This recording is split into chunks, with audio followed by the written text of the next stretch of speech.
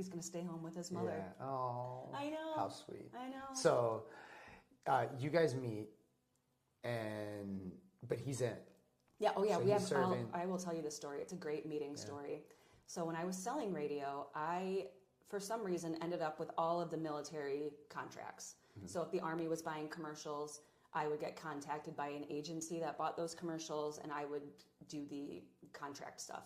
Yeah. So I had the Army, I had the Marines, I had I think we had the Navy, and I think one of the Guard branches.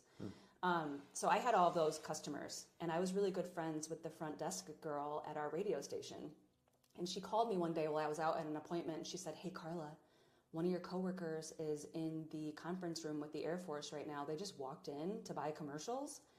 And of course they did. Yeah. Not one of your contracts, and the Air Force is like, they just walked right in. Yeah, which nobody ever does that, by the way. Radio stations are not like just a walk-in, like, can we talk to somebody type deal. So that was already kind of funny. But when I tell you the rest of the story, you'll realize why. So my coworker called me and she was like, "Hey, listen, one of the other salespeople is in there. Do you want me to like interrupt or something?" And I said, "I am pulling into the parking lot. I will interrupt myself." So I went in. Because you want the commission. Yeah. Yes, oh yeah. But I had all the other ones. It would just make sense. How would I not have the military contract? I know how to do the contracts. Right. So, and I also know how to upcharge the government a little tiny bit. Oh, you're getting doged. Sorry. Absolutely. Doge should really look into the military's media spend. I'm just going to say that right now. So anyway, I walked in and I said, "Oh, thank you so much to my coworker. I can take it from here." And I dismissed her from the room, which was kind of like... That's a power play. It's kind of a power play. I was a little bit of a different person then. I've calmed down. How did she handle that? She gracefully left the room and said, "Oh, you're so welcome." And then later Can we split commission? Yeah, no, there was none of that. I wasn't going to split with anything. So I met this guy, his name is Jason, and another guy named Christian, and they were in from the recruiting office from around the corner. I said, "Oh, I'm in your office all the time. You guys could have just stopped me in the hallway." And he said, "Well, while we're here, why don't we take a tour of the station?" I said, "Okay." So I'm showing him around, and they're both wearing wedding rings, and at the time I was not.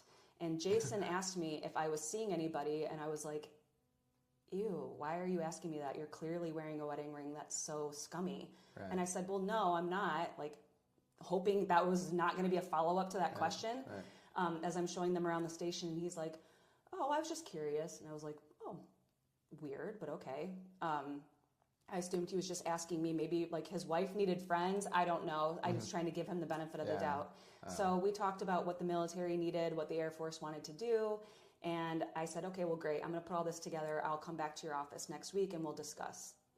So he goes back to his office and tells his coworker, Lee, Sergeant Check, as they call him, "Hey, there's this really cute girl coming in next week and you need to meet her." And Lee, being a typical military person, had actually just gone through a divorce. So his first wife, they got married very young. They took off to a base together. That did not work out. So he was like, "Dude, I am not in that realm at all." And Jason's like, "Just hear me out. She was really funny. You might like her. And she was pretty."